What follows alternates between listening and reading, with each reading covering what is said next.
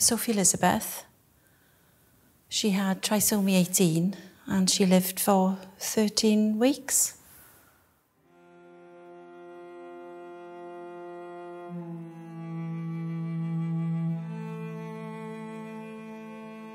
The scan was all very hush-hush. You know, you can pick up on the vibes that something is not right. The sonographer didn't chat to us much. It was all sort of done, and then she said, "Oh, I'm just going to get the doctor in to have a chat to you." Which he did, and then he actually took us into another room and told us that he believed that it could well be trisomy 18 because of what he saw on scan. They said she would either die, if it was trisomy 18, she would either pass away in utero while she was being born or shortly after birth. They said that trisomy 18 is incompatible with life.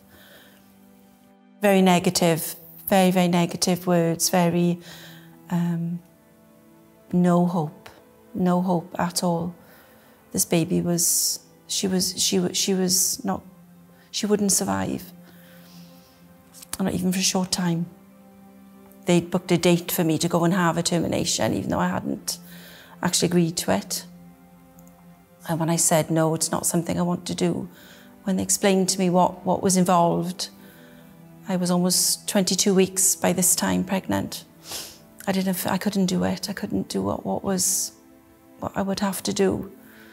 And the consultant said to me, are you telling me that this pregnancy is very precious to you? And I said, yes. I said, it's very precious. I said, she's still my child, my baby, and I want to spend as much time with her as possible. I was told that most parents don't want any interventions. And my answer to that was, well, I'm not most parents. As long as I can keep Sophie comfortable and out of pain, I'd like to spend as much time with her as I can. And my boys felt the same way. It was a family decision all the way through. My boys were 16 and 13 at the time. And they were absolutely wonderful with her. They said that they wouldn't monitor her during the birth. They said that if she got into difficulties, it wouldn't be nice for me to see that on any monitor. Again, I challenged it. I said, I haven't come this far to lose her. I said, I want Sophie to be monitored.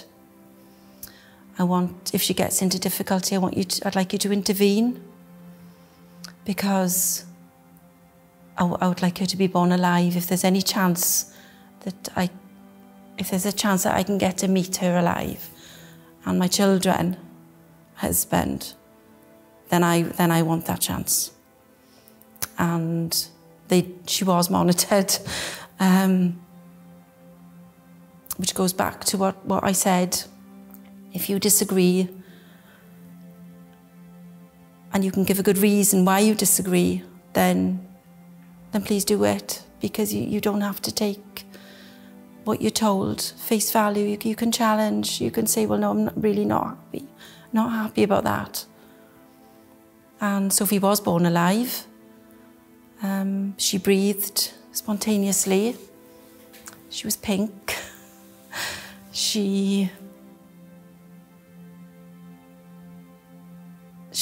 It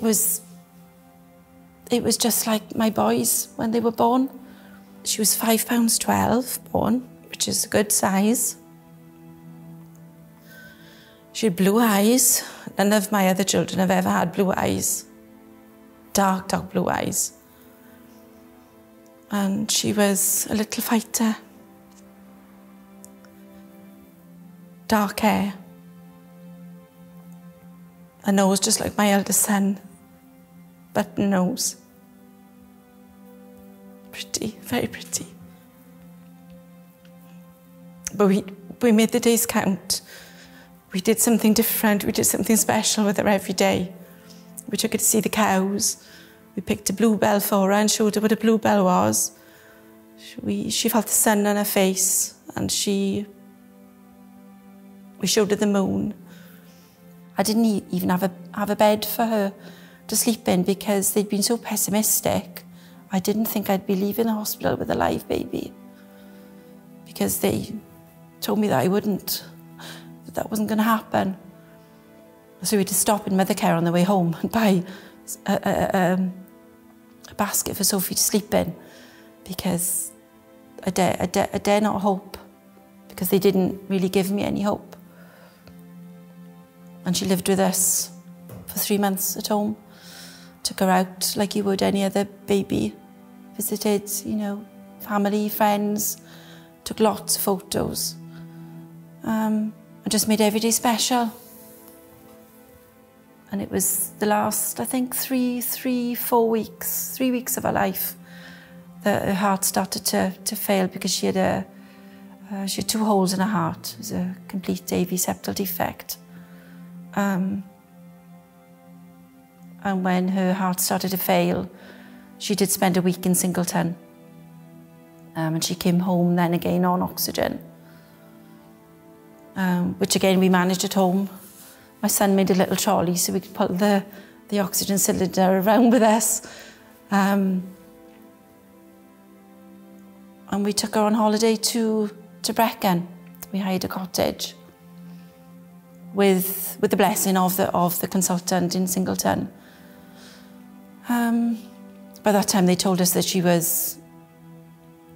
had days and weeks left to live rather than weeks and months.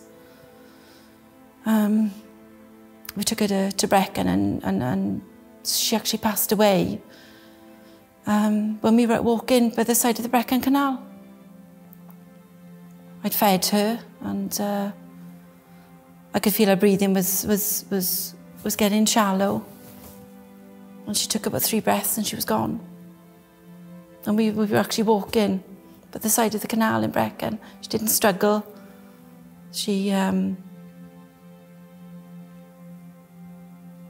It was very peaceful. She wasn't in hospital. She wasn't covered in monitors and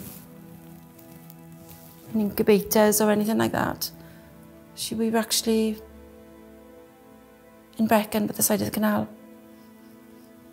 And we've since planted a tree there, pink hawthorn tree, and put a plaque where she passed away.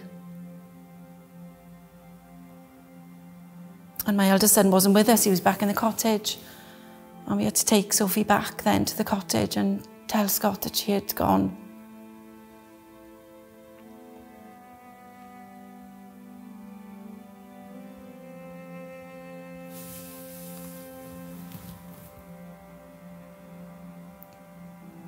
It was one of the saddest things I've ever seen to hand Sophie,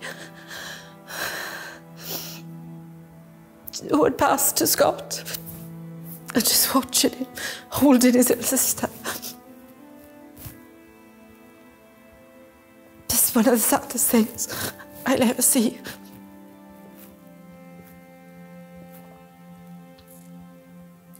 And we packed the car up and we came home.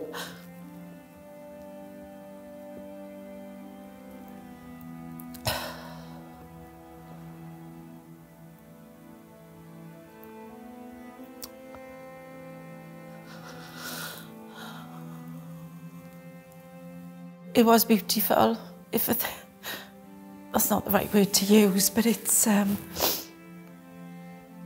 was nothing like the doctors told me it would be. It was nothing like that.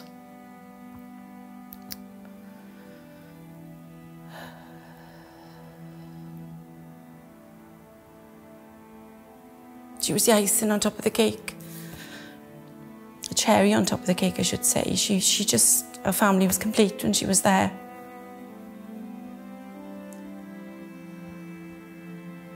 But now she's not there, it'll never be complete.